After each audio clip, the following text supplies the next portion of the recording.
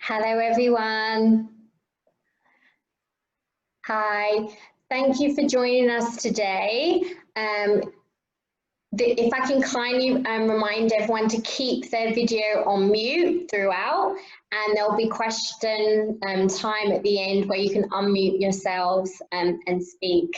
But again, once again, thank you for joining us today for our useful tips to enhance your child's speech and language skills. My name is Muna. I'm a paediatric speech and language therapist and co-founder of TeleHope Speech Therapy. Joining us today is also my partner Beatrice, who's also the founder for TeleHope Speech Therapy and director of Amazing Speech Therapy at Singapore.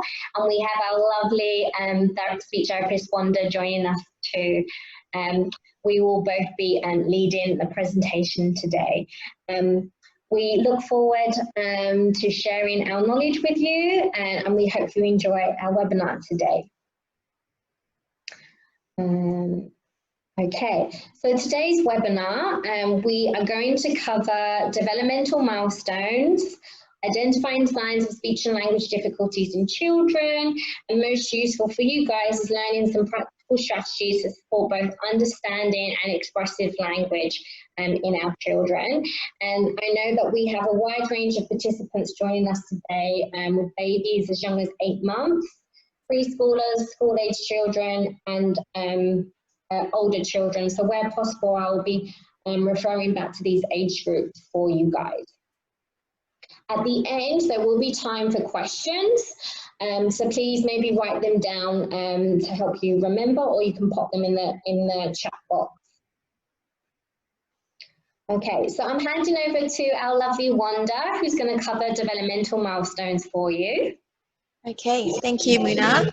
All right, so when we look at developmental milestones, we are basically looking at what we are expecting children to achieve at certain ages. So for the milestone, let's look at, when we talk about speech and language, so when we talk about speech, what we are referring to is really how well children pronounce certain words, how they produce certain sounds. And as you can see from this chart, children, they acquire sounds at different times, different ages for different sounds. So for example, a baby starts by saying papa or mama. That's because they start getting their p and m sounds first. And then as they grow older, they get more and more sounds, and that's why they sound clearer and clearer as they get older. So as a general rule of thumb, children at around by the age of 3 years, you should be able to understand about 50 to 75% of what they're saying.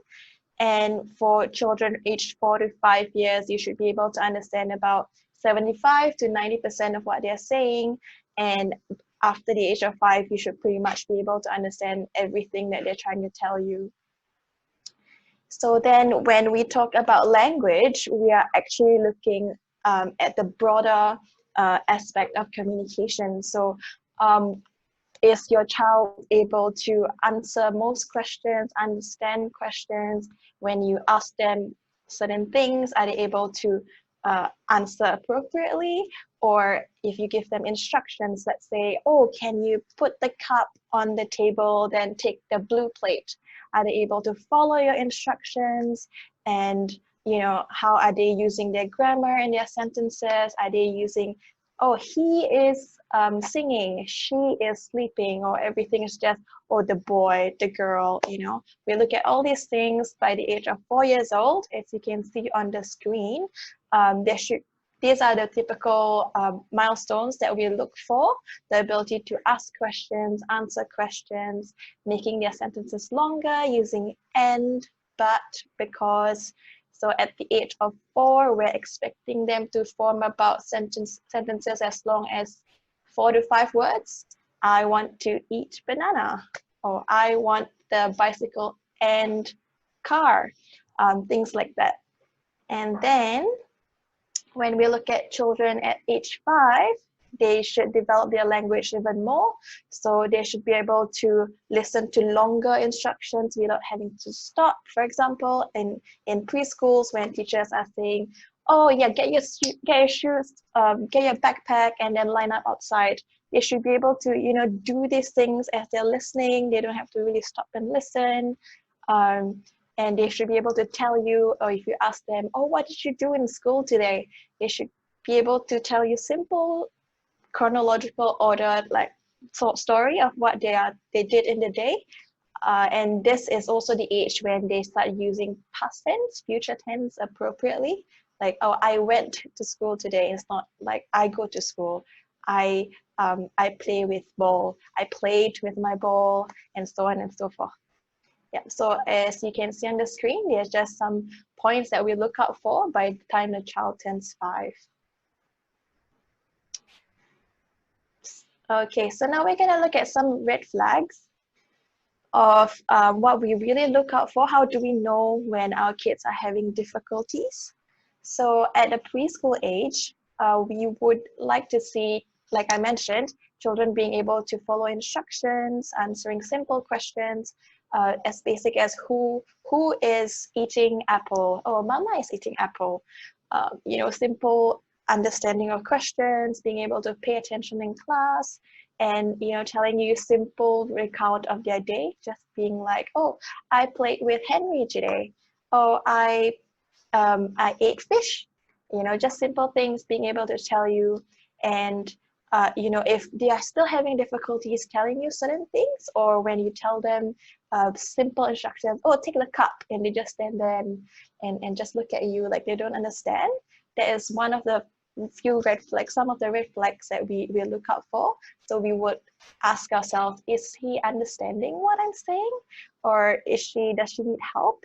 If we repeat the question or repeat the instruction, would they be able to understand, or are they just clueless about what we're saying? And oh, sorry. So by school age, so kindergarten, primary school, they should be able to follow more complex instructions, and they should be able to express longer sentences. Their ideas will be more complex, and, you know, they should be able to sequence things, put things in order.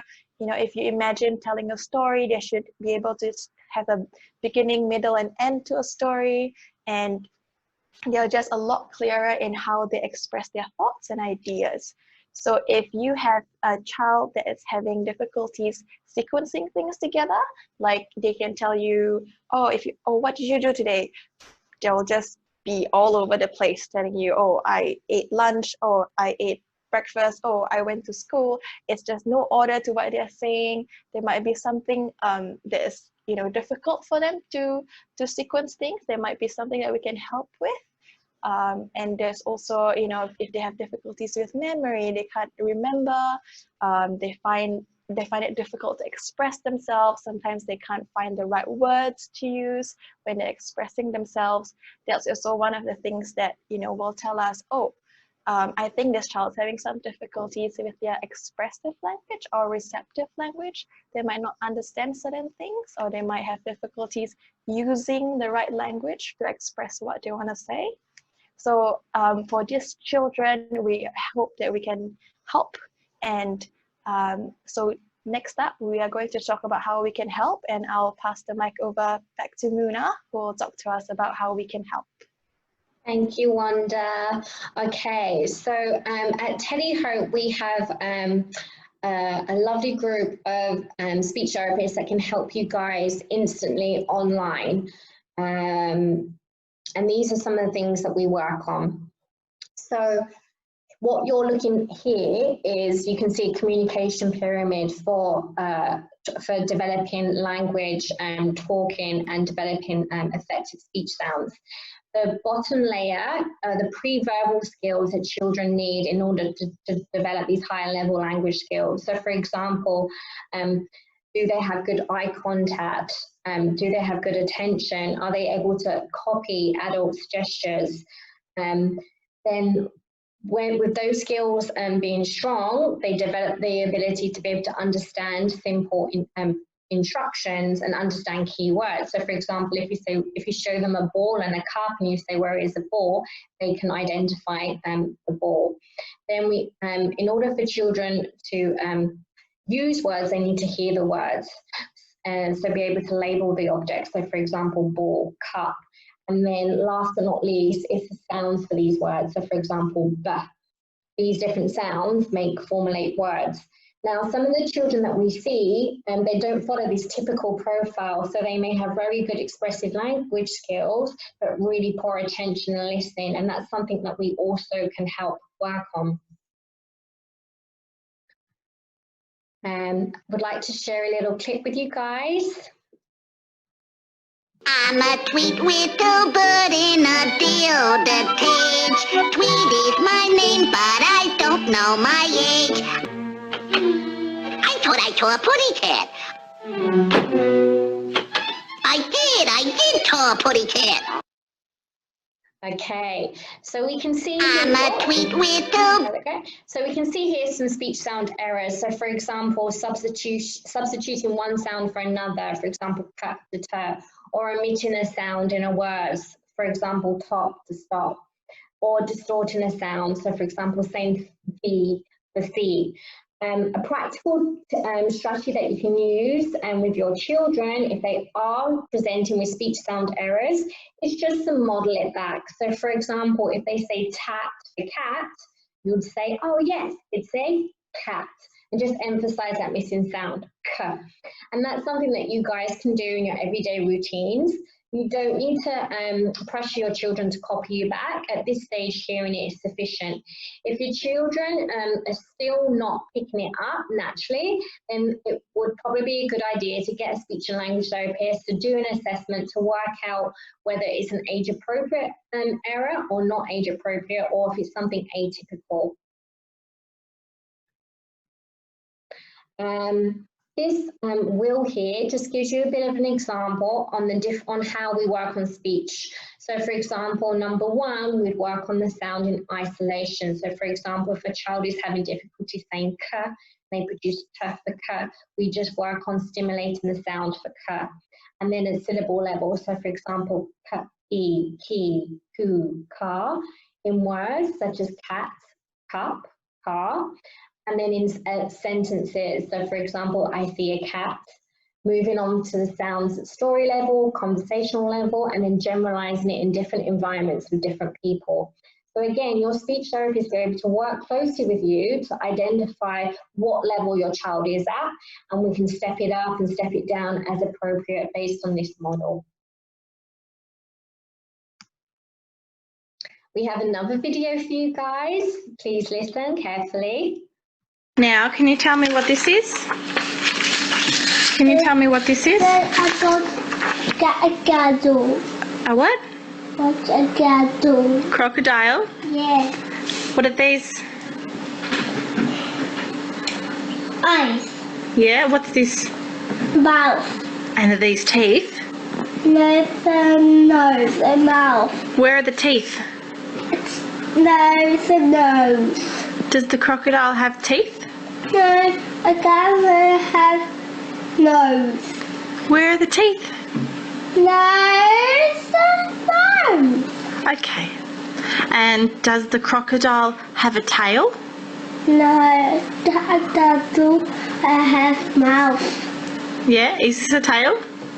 Tail, a tippy tail, on the mouth, a nose. Oh. Okay, so in this short little clip, what you've seen is this young boy is having difficulties both with his receptive language. So for example, when he's asked a where question, where is the teeth? We'd be expecting him to point to the correct area on the drawing, but he's not able to follow that instruction. And then when asked the question, what is this? Is it the towel? He's not able to produce the words to be able to label and use the correct vocabulary. So as well as receptive difficulties, expressive difficulties, it also has some speech sound errors. For example, some difficulty producing the word crocodile clearly. So again, our speech and language therapist at TeleHope will be able to online assessments to pick up these difficulties or not. As you can see from this short clip, we've been able to analyze it. If your child is having difficulties with responding to questions like this little boy, you can just give him a choice. So for example, what is this? Is it the towel or is it his feet?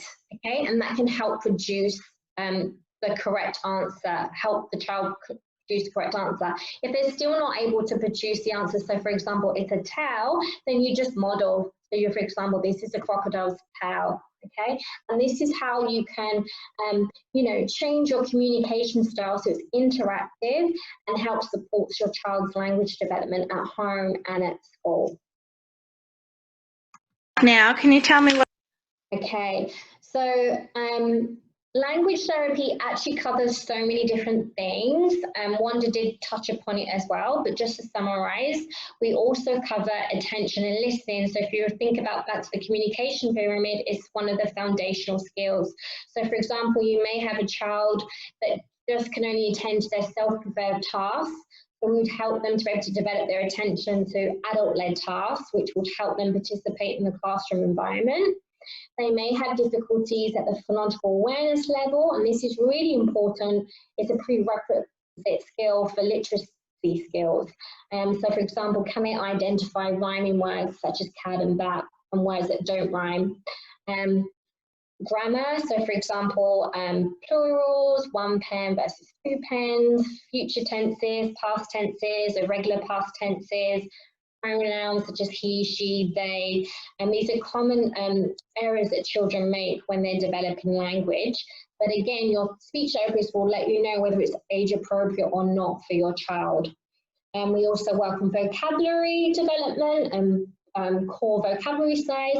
This is very important, and it's one of the a child's core vocabulary size is an early indicator of their educational attainment. Sentence structure, so for example, putting together simple 4 to 6 word sentences in the right, using the words in the right order, to building longer sentences, so for example, using conjunctions like and beccause to join two sentences together.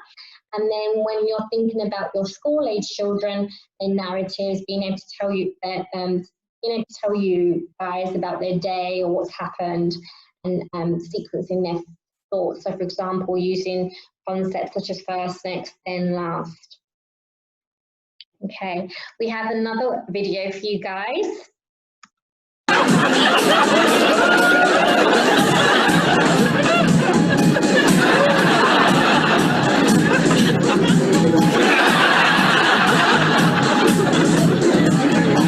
So we've got the lovely Mr. Bean there.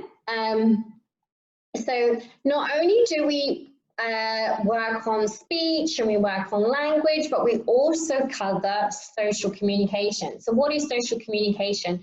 Social communication is being able to follow conversational rules. So for example, in that clip that you've seen, knowing how to interrupt a conversation appropriately, right? Or how to start a conversation, or how to read people's facial expressions. In order to make sure you have a successful communication exchange. So our online speech and language therapists can work with your child if they do have difficulties in this area, using written scripts, using role play, and using social stories. They're just some examples on how we can work on these areas. Okay, and now for the second half of the webinar, we want to talk in detail about practical strategies that you can use at home and at school.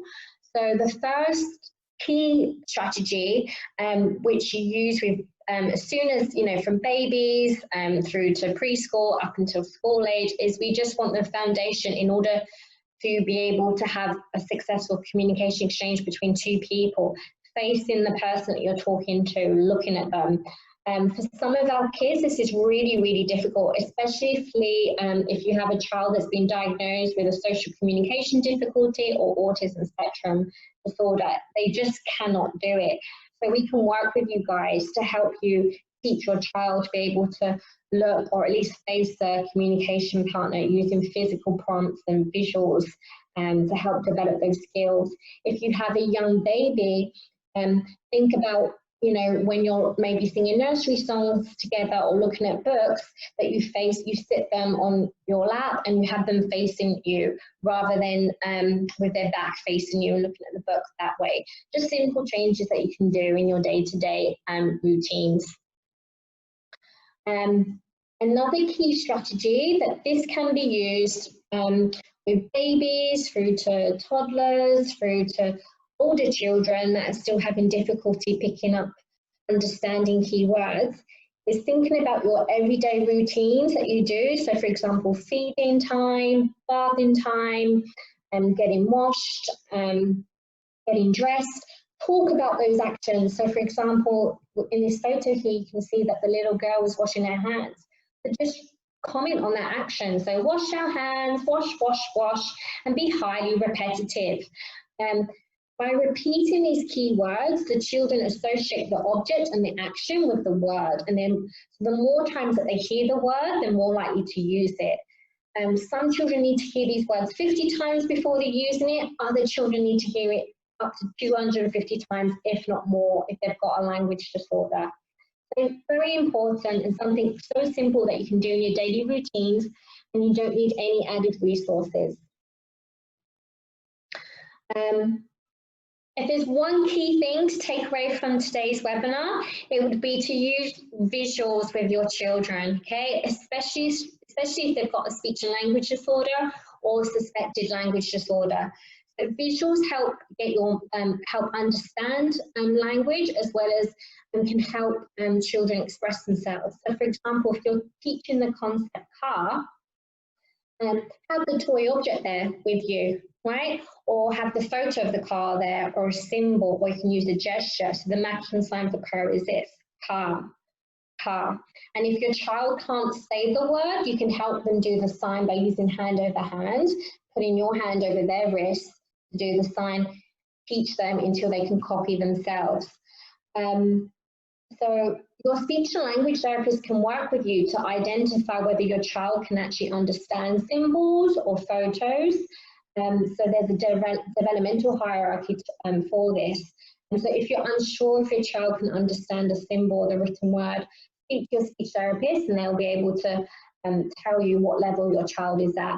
And this is especially important if your child is non-verbal and may need an alternative communication method like a PECS system or a communication board, because then we'll work with your school and work with your child so that they've got the correct symbols in their communication devices.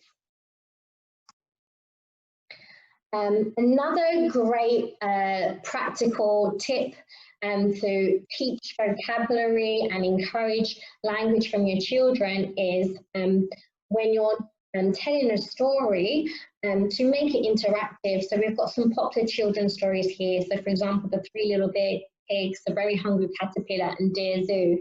You can think about maybe having puppets that represent the characters, or objects that represent key words in the story, and use these objects when you're telling the story. And this makes it fun, this makes it interactive, and just all around, you know, a fun activity that you can do at home as well as at school.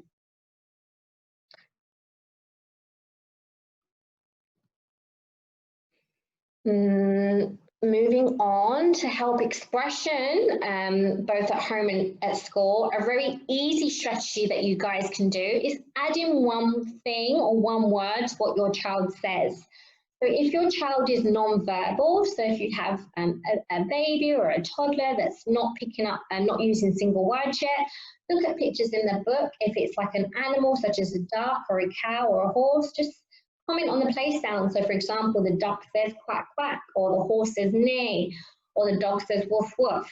If the child is at single word level and, you know, commenting, oh look, it's a duck, it's a dog, then add one word to it. Oh yes, yellow duck. All right.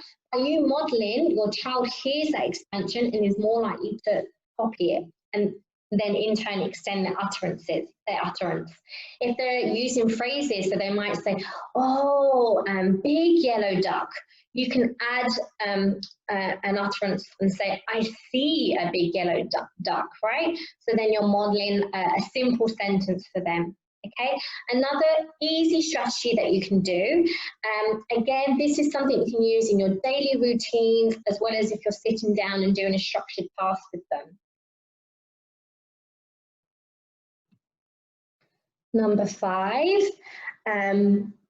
we've talked a little bit about books, and books are really, you know, a really great activity to do with your child, okay? So shared book reading is something that a lot of our families do, like maybe at night time, before bed. Again, your speech and language therapist can look at your interaction with your child and comment on how you can make this more effective for your child. So for example, looking at positioning, thinking about what level they're at, so can they understand the photos, thinking about how different ways that you can stimulate and encourage language for your child using shared book reading. And last but not least, understanding and responding to questions. So we get asked a lot about this. So, oh, yeah, my child can't understand questions, or they can't respond to questions. Firstly, there is a developmental hierarchy for when children can understand and respond. So who, what, where are usually the easiest questions for children to understand and respond to, because it's usually something concrete. So for example, if you show them some objects, or you show them a picture of a book and you ask them, what is this? They've got the visual and it's there. And then higher level questions are things like why, how, and when. It can be quite abstract, so the child has to use their world and personal knowledge to be able to answer. So your speech and language therapist can work with you to work out what level your child is at, so that you're pitching the questions at the child's right level. Because asking questions that are too complex or too high is going to put demand on your child when they don't understand or they don't have the vocabulary to respond. But a simple tip that you can do, if you do ask your child a question, use a visual. So for example, have a photo or an object there of the image. And if they can't answer, give them a voice question. So for example, why did Snow White go to sleep? Did she go to sleep because she was tired or because she ate a poisonous apple? Yeah, and then you can see if your child responds or not. So that concludes our practical tips for useful and hopefully practical strategies that you guys can use at home and at school. And we hope we've also given you some insight into developmental norms for children, and also a little bit about identifying the differences between speech, language, and social communication skills, and how speech and language therapists can help you and your children develop their communication.